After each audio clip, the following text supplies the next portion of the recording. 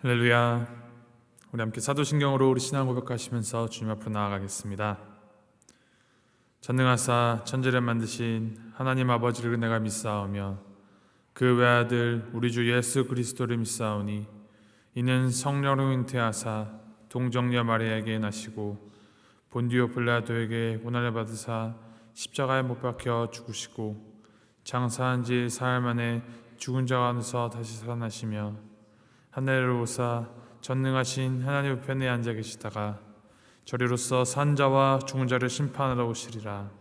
성령을 믿사오며 거룩한 공회와 성도가 서로 교통하는 것과 죄를 사하여 준 것과 몸이 다시 산 것과 영원히 산 것을 믿사옵나이다. 아멘. 찬송가 285장 우리 함께 찬양하시겠습니다. 285장 주의 말씀 받은 그날 우리 함께 찬양하겠습니다.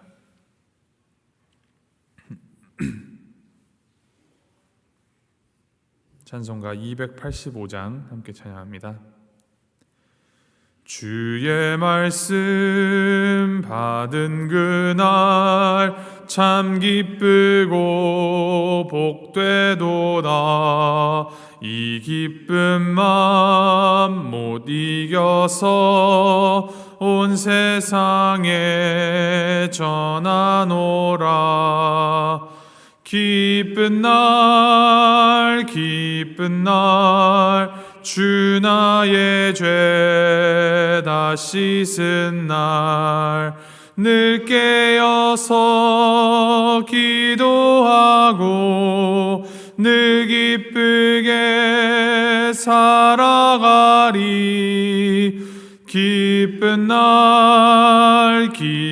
날 주 나의 죄 다 씻은 날 이 좋은 날 내 천한 몸 새 사람이 되었으니 이 몸과 마음 다 바쳐서 영광의 주를 섬기리. 기쁜 날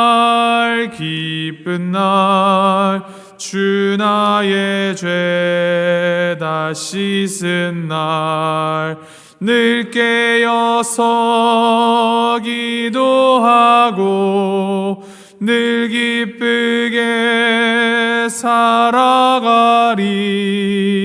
기쁜 날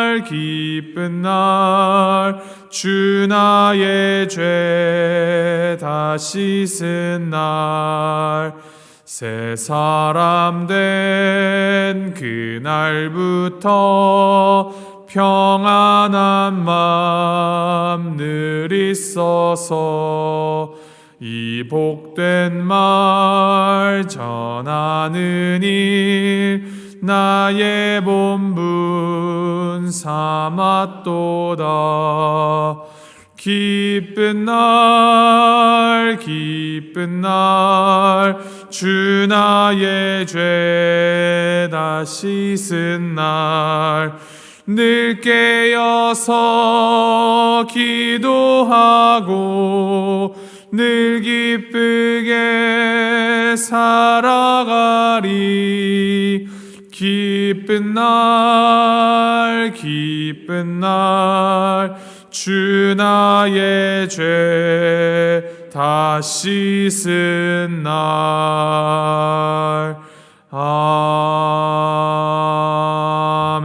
아멘. 하나님께서 오늘 우리에게 주신 말씀 사도행전 2장 37절에서부터 47절까지 말씀입니다. 사도행전 2장 37절에서부터 47절까지 말씀 우리 함께 교독하시겠습니다. 사도행전 2장 37절부터 47절까지 제가 37절 말씀 먼저 읽겠습니다. 그들이 이 말을 듣고 마음에 찔려 베드로와 다른 사도들에게 물어 이르되 형제들아 우리가 어찌할꼬 하거늘.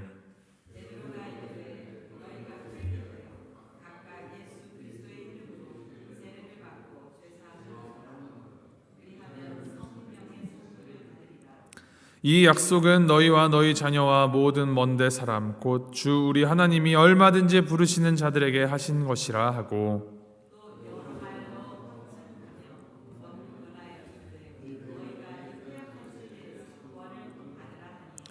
그 말을 받은 사람들은 세례를 받음에 이날의 신도의 수가 3,000이나 더하더라.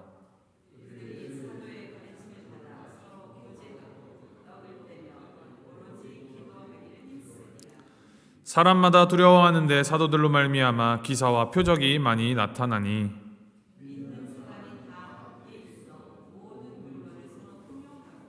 또 재산과 소유를 팔아 각 사람의 필요를 따라 나눠주며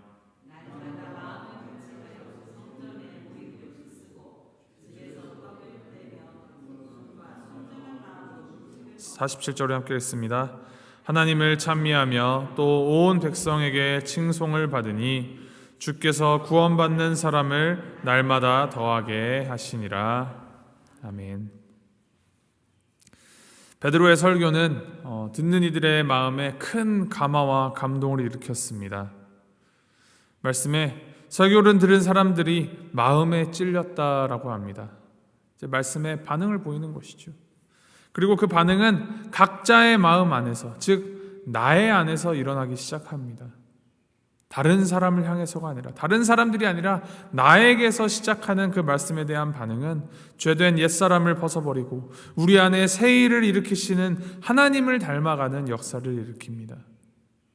말씀으로 우리의 마음을 만지시는 우리 하나님 앞에서 우리 각자가 마음을 열고 주님의 말씀에 올바르게 반응하기를 소원합니다. 사람들이 베드로에게 우리가 어찌할꼬, 우리가 어떻게 하면 되겠습니까? 라고 질문을 합니다.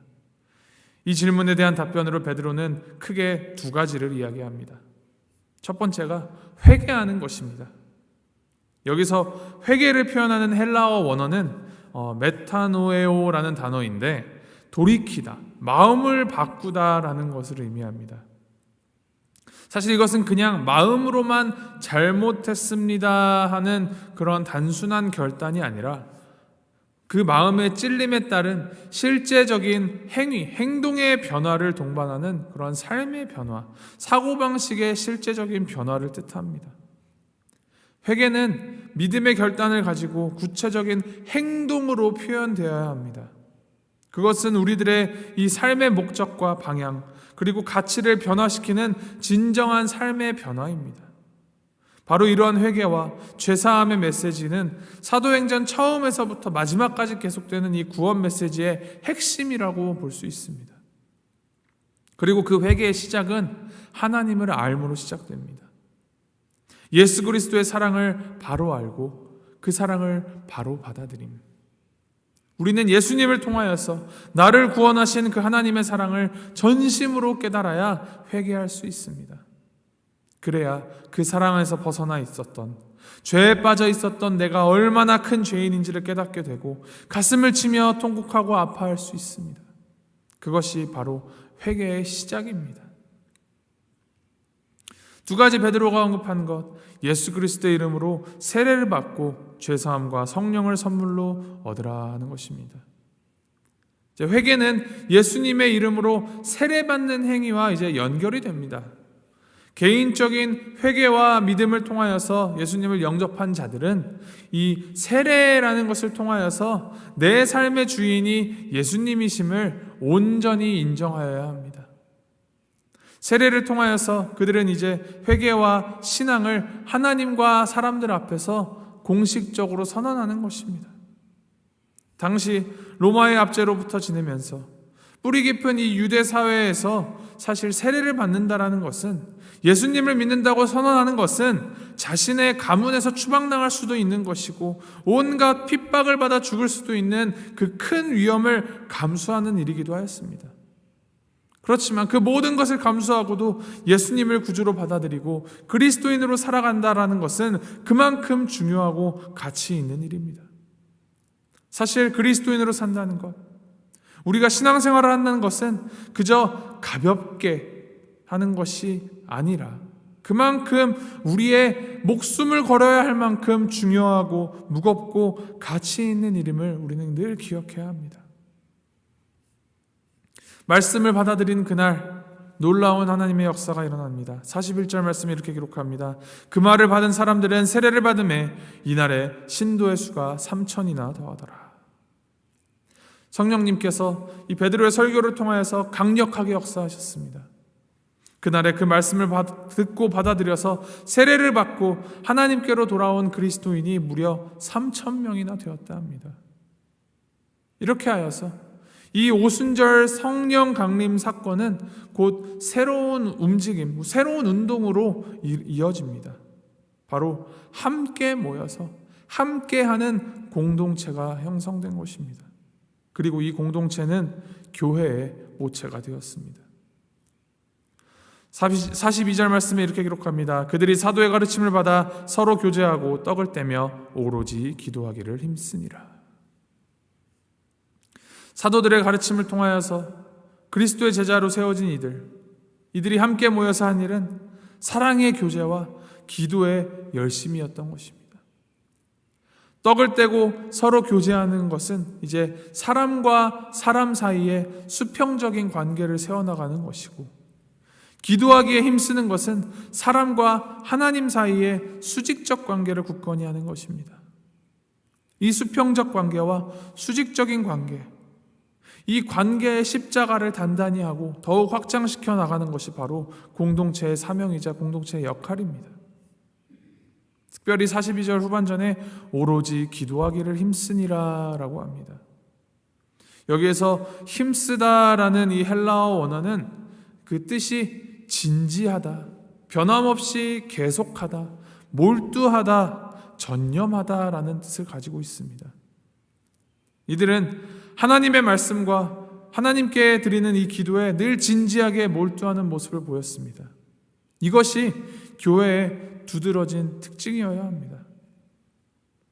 사실 수평적 관계를 도모하는 모임들 너무나 많이 있습니다.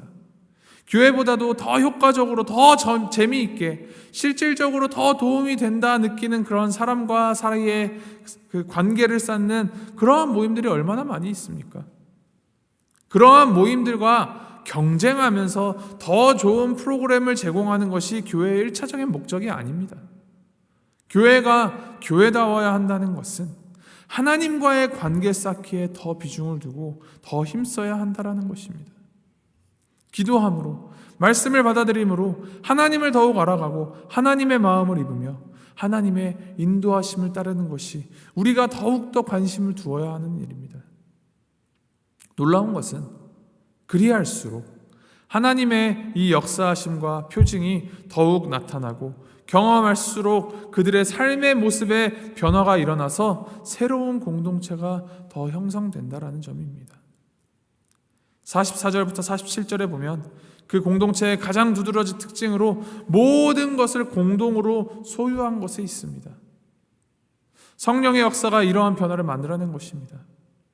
그들 중에 부유한 사람들은 재산과 자신의 소유물들을 팔아서 모든 사람에게 필요한 대로 나누어 주었습니다. 그들은 매일 성전에 모여서 기도하였고 돌아가면서 가정에 모여 애찬을 나누었습니다. 기쁨과 찬양이 그들의 특징이 되었습니다. 그 결과로 그들은 모든 사람에게서 호감을 샀고 믿는 사람들이 날이 갈수록 점점 많아졌다 합니다. 정말로 서로가 한 가족같이 하나 되어서 살아가는 공동체가 이루어진 것입니다. 특별히 모든 물건을 서로 통용하였다라는 것은 그만큼 그 안에 은혜와 사랑이 충만하였음을 보여줍니다. 서로가 서로의 부족한 부분을 메워주고 채워주는 은혜가 넘치는 공동체. 어떤 이들은 초대교회의 이 현상을 가리켜서 공산주의와 비슷하다라고 하나, 이것은 결코 공산주의가 말하는 그 사유재산을 폐지하자라는 것과는 전혀 다른 모습입니다. 공산주의는 이것을 인위적으로 정치와 폭력으로 강압에 의해서 자신들이 조작하고 작동시키는 것이고, 오늘 이 초대교회에서 일어난 서로 통용하는 것은 성령 충만한 사람들이 성령의 인도하심에 따라 자원하여서 사랑으로 행한 일이기 때문입니다. 결국 이러한 모습의 근본적인 본질은 우리가 가진 것들이 나의 것, 나를 위한 것이 아니라 하나님의 것이라 진정으로 고백하면서 이것을 하나님께 올려드리는 그 누가 주인인가에 대한 주인의식입니다. 누가 우리 삶의 주인인가? 누가 우리 소유물의 주인인가?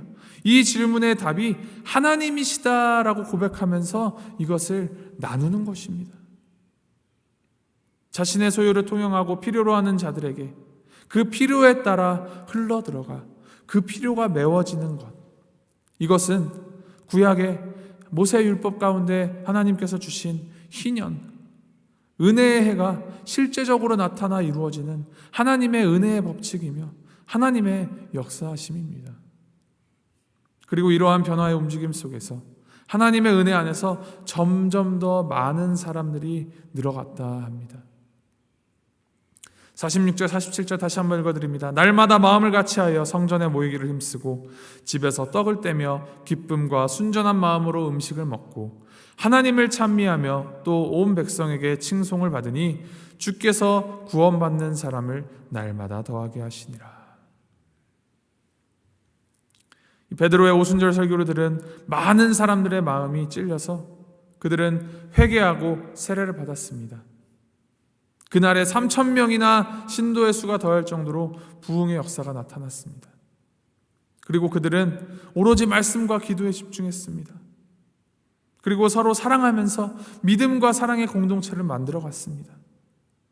하나님의 말씀을 들어도 금방 그저 잊혀지고 공허하게 흩어지고 잊어버리는 것이 아니라 하나님의 말씀을 통하여서 그들의 마음이 변화되고 삶이 바뀌었습니다. 우리도 매일매일 이 하나님의 말씀과 기도에 오로지 힘쓸 때 나의 생각, 나의 마음, 나의 삶이 선하게 변화될 수 있어야 할 것입니다. 그리고 세상 가운데에서 그 선한 영향력을 끼칠 수 있는 정말 참다운 그리스도인, 건강한 그리스도인, 건강한 교회 공동체를 우리가 만들어갈 수 있어야 합니다. 이를 기억하면서 주님과의 바른 관계를 세워나가는 데 힘써서 우리 삶이 주님 안에서, 주님 앞에서 변화되고 그 변화된 삶의 열매가 우리의 삶 가운데 일어나서 우리를 통하여 더 많은 이들이 하나님의 살아계심을 보게 되어 그들도 하나님을 믿게 되는 단순히 숫자만 불어나는 허울과 껍데기뿐인 부흥이 아니라 진정으로 하나님을 구주로 영접하여 온 마음과 온 힘과 온 삶을 하나님께 드리는 진정한 부흥이 우리 안에서 우리를 통하여서 이루어지기를 간절히 소원합니다. 오늘 하루도 주님께서 보내신 이 성령 충만함으로 하나님 나라를 우리 삶 가운데에서 확장해 나가는 우리 모두가 되기를 주님의 이름으로 소망하고 축복합니다.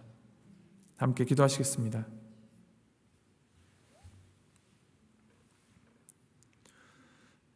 하나님 아버지, 하나님의 말씀을 통하여서 마음의 찔림을 받아 우리가 어찌할꼬 하고 물어야 되는 자들이 우리 자신임을 돌아보게 하시니 감사드립니다. 때로는 우리들 안에 있는 인간적인 마음들로 하나님 말씀을 들어도 무감각하게 그저 그냥 금방 잊어버리는 모습들 주님 앞에 돌아보며 회개합니다. 그럼에도 불구하고 우리를 끝까지 사랑하여 주셔서 예수 그리스도를 통하여서 우리를 구원하여 주시고 주님의 자녀 삼아 주시니 감사드립니다. 주님, 우리들도 삶 가운데에서 예수 그리스도의 십자가 복음을 전하는 그 복음의 통로로서 살아가게 하여 주시옵소서. 정말 오로지 말씀과 기도에 힘쓰며 함께 사랑하는 삶을 나누며 살아갔던 그 세상 사람들을 감화하였던 성령의 역사하심을 우리가 묵상하면서 우리도 성령 충만함으로 변화되어 주님의 사랑과 주님의 은혜를 나누고 주님의 그 은혜를 전하는 진정한 주님의 몸된 공동체를 이루어가도록 인도하여 주시옵소서. 주여, 우리를 부흥케 하여 주시옵소서. 숫자만 늘어나는 부흥이 아닌 진정으로 주님을 알아가고 주님을 닮아가는 참된 그리스도인으로 살아가는 부흥이 우리 안에 날마다 일어나도록 주님 함께하여 주시옵소서. 감사드리며 이 모든 말씀 우리 주 예수 그리스도의 이름으로 기도합니다. 아멘. 하늘에 계신 우리 아버지여, 이름이 거룩히 여김을 받으시오며 나라의 마옵시며 뜻이 하늘에서 이룬 것 같이 땅에서도 이루어지이다. 오늘날 우리에게 일용할 양식을 주옵시고 우리가 우리에게 죄 지은 자를 사하여 준 것 같이 우리의 죄를 사하여 주옵시고 우리를 시험에 들게 하지 마옵시고 다만 악에서 구하옵소서. 대개 나라와 권세와 영광이 아버지께 영원히 있사옵나이다. 아멘.